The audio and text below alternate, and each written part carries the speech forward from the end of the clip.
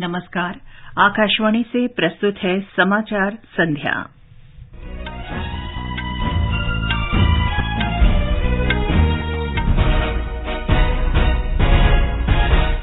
आपराधिक मानहानि मामले में दोषी ठहराए जाने के बाद कांग्रेस नेता राहुल गांधी की लोकसभा सदस्यता रद्द। संसद में विभिन्न विषयों पर लगातार 9वें दिन गतिरोध जारी रहा। प्रधानमंत्री नरेंद्र मोदी ने कहा 2025 तक तपेदिक मुक्त भारत बनाने का काम जारी। डिब्रूगढ़ में G20 देशों के अनुसंधान और नवाचार सम्मेलन में संसाधन कुशल और सतत चक्रीय जैव अर्थव्यवस्था बनाने पर विचार विमर्श हुआ। भोपाल में ISSF निशानेबाजी विश्व कप प्रतियोगिता में भारत के रुद्रांश बालासाहेब पाटिल ने 10 मीटर एयर राइफल स्पर्धा में कांस्य पदक जीता और महिला क्रिकेट प्रीमियर लीग के एलिमिनेटर मैच में मुंबई इंडियंस और यूपी वॉरियर्स के बीच मुकाबला जारी। विजेता टीम रविवार को दिल्ली कैपिटल्स के साथ फाइनल खेलेगी। समाचार संध्या के साथ मैं चंद्रिका जोशी। कांग्रेस नेता राहुल गांधी की लोकसभा सदस्यता रद्द कर दी गई है। लोकसभा सचिवालय की अधिसूचना के अनुसार उन्हें कल से लोकसभा सदस्यता के लिए अयोग्य घोषित कर दिया गया है। गुजरात में सूरत की अदालत ने उन्हें एक विवादित बयान के मामले में दोषी करार देते हुए 2 वर्ष की सजा सुनाई थी। श्री राहुल गांधी केरल के वायनाड संसदीय क्षेत्र से सांसद हैं। भारतीय जनता पार्टी ने कांग्रेस नेता राहुल गांधी को आपराधिक मानहानि मामले में सूरत की अदालत द्वारा दोषी ठहराए जाने पर कड़ी टिप्पणी की है। पार्टी ने कहा है कि कोई भी कानून से ऊपर नहीं है। नई दिल्ली में संवाददाताओं को संबोधित करते हुए भाजपा के वरिष्ठ नेता और केंद्रीय मंत्री धर्मेंद्र प्रधान ने राहुल गांधी के विवादास्पद बयान को पिछड़ी जाति के लिए अपमानजनक बताया। श्री प्रधान ने कहा कि आज का फैसला कांग्रेस के शासनकाल में पारित अध्यादेश के अनुसार ही किया गया है। श्री प्रधान ने सवाल किया कि कांग्रेस पार्टी राहुल गांधी की संसद सदस्यता के प्रति गंभीर क्यों नहीं है। पार्टी प्रवक्ता पवन खेड़ा के मामले में कांग्रेस शीर्ष अदालत तक गई थी, लेकिन राहुल गांधी के मामले में ऐसा नहीं हुआ। उन्होंने कहा कि ऐसा लगता है कि कांग्रेस में ही कोई षड्यंत्र हो रहा है। भाजपा के वरिष्ठ नेता और केंद्रीय मंत्री अनुराग सिंह ठाकुर ने कहा कि उच्चतम न्यायालय के फैसले के अनुसार ही राहुल गांधी की संसद सदस्यता रद्द हुई। लोकसभा अध्यक्ष ने केवल वैधानिक पुष्टि की है। राहुल गांधी जी के ऊपर 7 ऐसे डेफेमेशन के केस चल रहे हैं। एक के बाद केस वो है जहां राहुल गांधी जी ने मनगढ़ंत बेतुके आरोप लगाए, बदनाम करने का प्रयास किया, कभी संस्थाओं को, कभी समाज को, और कहीं ना कहीं अपने आप को कोर्ट से ऊपर समझना, अपने आप को देश से ऊपर समझना, अपने आप को संसद से ऊपर समझना, अपना परिवार सबसे ऊपर होना, यही कहीं ना कहीं राहुल गांधी जी को भारी पड़ रहा है। आपने कानून तोड़ने का काम एक बार नहीं बार बार किया है। आपने अपमान करने का काम एक बार नहीं बार बार किया है। आपने कानून तोड़कर अपने आप को उससे बड़ा दिखाने का काम बार बार किया है।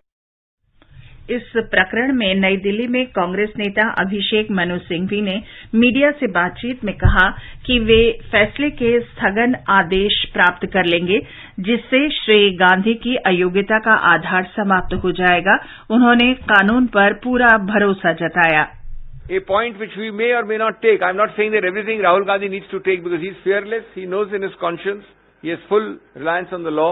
But there is a debatable issue that though the conviction is by a court in Rahul Gandhi's case, the disqualification under Article 103 of the Constitution has to be by the President of India. And under 103, the President of India has to first, before disqualifying Sri Rahul Gandhi, take an opinion, a recommendation from the Election Commission. Telangana के मुख्यमंत्री और भारत राष्ट्र समिति के अध्यक्ष के चंद्रशेखर राव ने कांग्रेस के वरिष्ठ नेता राहुल गांधी की लोकसभा सदस्यता को अयोग्य घोषित करने की निंदा की है।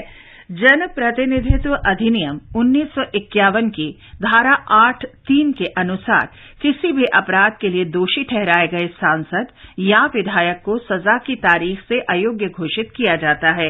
इस वर्ष जनवरी में लक्षद्वीप के लोकसभा सांसद मोहम्मद फैजल को सत्र न्यायालय ने हत्या के प्रयास के मामले में दोषी ठहराए जाने के बाद अयोग्य घोषित कर दिया था। वर्ष 2019 में अभद्र भाषा के मामले में सजायाफ्ता उत्तर प्रदेश के विधायक विधायक आजम खान को 2022 में विधानसभा से अयोग्य घोषित कर दिया गया था। ऑल इंडिया अन्ना द्रमुक की प्रमुख और तमिलनाडु की दिवंगत मुख्यमंत्री जे जयललिता को आय से अधिक संपत्ति मामले में 4 वर्ष की जेल की सजा सुनाए जाने के बाद सितंबर 2014 में विधानसभा से अयोग्य घोषित कर दिया गया था। राष्ट्रीय जनता दल प्रमुख लालू प्रसाद यादव को चारा घोटाला में दोषी ठहराया गया था और 2013 में लोकसभा से अयोग्य घोषित कर दिया गया था। पूर्व प्रधानमंत्री इंदिरा गांधी को भी 1975 में इलाहाबाद उच्च न्यायालय के फैसले के बाद 6 वर्ष तक उनके निर्वाचन पर रोक लगा दी गई थी। इसके बाद ही देश में आपातकाल लागू किया गया था। संसद के दोनों सदनों की कार्यवाही कांग्रेस नेता राहुल गांधी की भारतीय लोकतंत्र पर टिप्पणी और अदानी समूह के मामले में संयुक्त संसदीय समिति की मांग को लेकर आज लगातार 9वें दिन भी बाधित रही। पहले स्थगन के बाद लोकसभा 12 बजे जैसे ही शुरू हुई, हंगामे के बीच ही वित्त विधेयक 2023 ध्वनिमत से पारित कर दिया गया। व्यवधान जारी रहने पर पीठासीन अधिकारी ने सदन की कार्यवाही सोमवार तक के लिए स्थगित कर दी। राज्यसभा में भी यही स्थिति बनी रही। दूसरे स्थगन के बाद कार्यवाही शुरू होने पर सच्चर समिति की सिफारिशों से संबंधित अब्दुल वहाब के गैर सरकारी विधेयक पर चर्चा शुरू हुई। अल्पसंख्यक कार्य मंत्री स्मृति ईरानी ने कहा कि इस विधेयक को सर्वसम्मति से खारिज किया जाना चाहिए। उनका कहना था कि सरकार 3 दशक बाद नई राष्ट्रीय शिक्षा नीति लेकर आई है। इसमें बच्चों के कौशल विकास पर बल दिया गया है। बाद में सदन ने ध्वनिमत से गैर सरकारी विधेयक को खारिज कर दिया। बाद में सदन की कार्यवाही दिन भर के लिए स्थगित की गई। अब सदन की बैठक सोमवार को होगी। ये समाचार हमारी वेबसाइट newsonair.com/हिंदी और हमारे mobile app news on AIR पर भी उपलब्ध हैं। महज अन्नदाता कहने से काम नहीं बनता है। ऐ किसान, तुझे पूरे देश का प्रणाम तो बनता है। धानुका, इंडिया का प्रणाम हर किसान के नाम। समाचार संध्या में आपका फिर स्वागत है। प्रधानमंत्री मोदी ने कहा है कि भारत वर्ष 2025 तक तपेदिक के उन्मूलन के लिए कार्य कर रहा है। ये तपेदिक उन्मूलन की निर्धारित वैश्विक समय सीमा 2030 से 5 वर्ष पहले की है। प्रधानमंत्री आज वाराणसी में रुद्राक्ष कन्वेंशन सेंटर में वन वर्ल्ड टीबी सम्मेलन को संबोधित कर रहे थे। उन्होंने टीबी मुक्त पंचायत, तपेदिक निवारक उपचार टीपीटी, तपेदिक के लिए परिवार केंद्रित देखभाल मॉडल जैसे विभिन्न पहलुओं की शुरुआत की। उन्होंने तपेदिक पर भारत की वार्षिक रिपोर्ट 2023 भी जारी की। बीते 9 वर्षों में भारत ने टीबी के खिलाफ इस लड़ाई में अनेक मोर्चों पर एक साथ काम किया है, जैसे पीपल्स पार्टिसिपेशन, जन भागीदारी, एनहेंसिंग न्यूट्रिशन, पोषण के लिए विशेष अभियान, ट्रीटमेंट इनोवेशन, इलाज के लिए नई रणनीति, टेक इंटीग्रेशन, तकनीक का भरपूर इस्तेमाल और वेलनेस एंड प्रिवेंशन, अच्छी हेल्थ को बढ़ावा देने वाले फिट इंडिया, खेलो इंडिया, योग जैसे अभियान। G20 के व्यापार और निवेश कार्य समूह की पहली बैठक कल से मुंबई में होगी। इसमें G20 सदस्य देशों के 100 से अधिक प्रतिनिधि, आमंत्रित देश, क्षेत्रीय समूह और अंतर्राष्ट्रीय संगठन वैश्विक व्यापार और निवेश बढ़ाने पर विचार विमर्श करेंगे। 3 दिन की बैठक में विभिन्न मुद्दों पर विस्तृत चर्चा होगी। असम में डिब्रूगढ़ में G20 देशों के अनुसंधान और नवाचार सम्मेलन में संसाधन कुशल और सतत चक्रीय जैव अर्थव्यवस्था बनाने पर विचार विमर्श हुआ। विज्ञान और प्रौद्योगिकी विभाग में सचिव डॉक्टर एस चंद्रशेखर ने कहा कि विज्ञान में जीवन को बेहतर और रचनात्मक बनाने की अपार क्षमता है। बैठक में G20 और आमंत्रित देशों तथा अंतर्राष्ट्रीय संगठनों के 103 प्रतिनिधियों ने भाग लिया। त्रिपुरा में 13वीं विधानसभा का पहला सत्र आज अगरतला में शुरू हुआ। सत्र की शुरुआत राज्यपाल सत्यदेव नारायण आर्य के अभिभाषण से हुई। राज्यपाल ने अभिभाषण में राज्य में 16 फरवरी के चुनाव सुचारू और शांतिपूर्ण तरीके से कराने के लिए चुनाव आयोग, राज्य प्रशासन और सभी संबंधित विभागों की सराहना की। विधानसभा अध्यक्ष के चुनाव में भाजपा विधायक विश्व बंधु सेन ने कांग्रेस विधायक गोपाल चंद्र राय को हराया। सदन में दूसरे सबसे बड़े दल टिपरामोथा के विधायक अग्निमेश देव वर्मा को सदन में विपक्ष का नेता घोषित किया गया। केंद्रीय गृह मंत्री अमित शाह कल छत्तीसगढ़ के जगदलपुर में केंद्रीय रिजर्व पुलिस बल सीआरपीएफ के स्थापना दिवस समारोह में भाग लेंगे। समारोह में केंद्रीय रिजर्व पुलिस बल के कर्णपुर परिसर में आयोजित किया जाएगा। सीआरपीएफ के महानिदेशक सुजाय लाल थाउसेन ने कहा कि वामपंथी उग्रवाद से प्रभावित बस्तर डिवीजन में बल ने 2 वर्ष में 53 अग्रिम चौकियां स्थापित की हैं। केंद्रीय सामाजिक न्याय और अधिकारिता राज्य मंत्री रामदास आठवले ने कहा है कि इस वर्ष का बजट आत्मनिर्भर भारत का बजट है। उन्होंने कहा कि वित्त वर्ष 2022-23 की तुलना में वित्त वर्ष 2023-24 में समाज कल्याण विभाग के बजट में 10.18% की वृद्धि हुई है।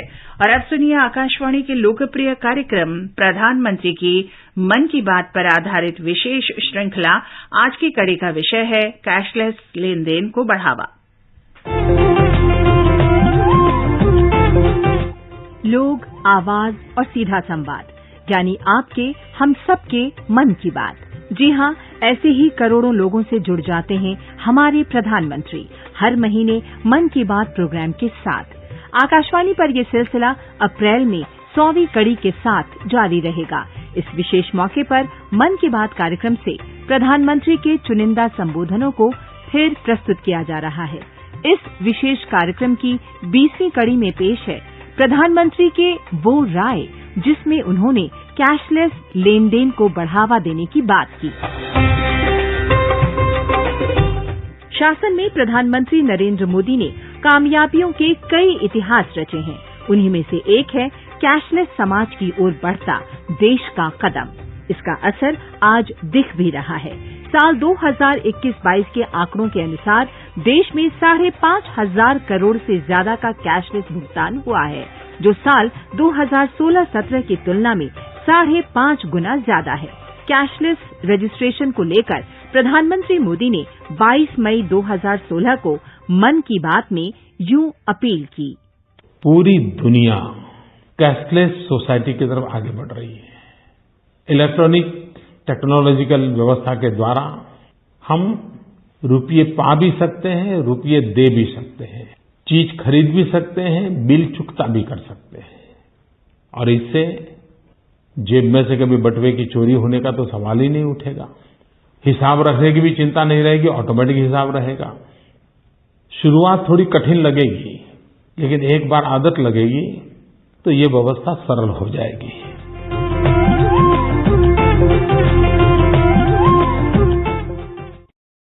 मन की बात पर आधारित विशेष श्रृंखला आप सुन सकते हैं प्रतिदिन सुबह 8 बजे समाचार प्रभात और रात 8:45 बजे समाचार संध्या में। ये आकाशवाणी है।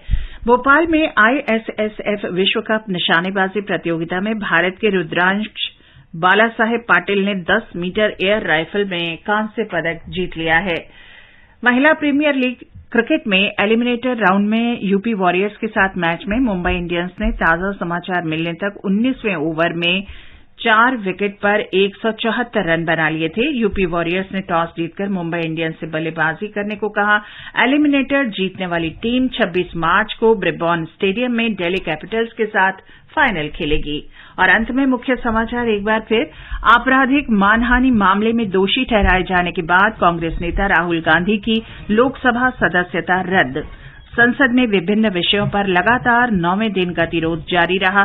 प्रधानमंत्री मोदी ने कहा 2025 तक तपेदिक मुक्त भारत बनाने का काम जारी। डिब्रूगढ़ में G20 देशों के अनुसंधान और नवाचार सम्मेलन में संसाधन कुशल और सतत चक्रीय जैव अर्थव्यवस्था बनाने पर विचार विमर्श हुआ।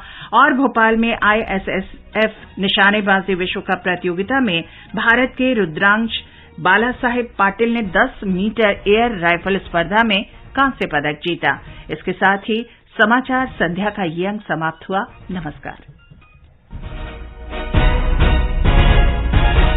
महज अन्नदाता कहने से काम नहीं बनता है। ऐ किसान, तुझे पूरे देश का प्रणाम तो बनता है। धानुका, इंडिया का प्रणाम हर किसान के नाम।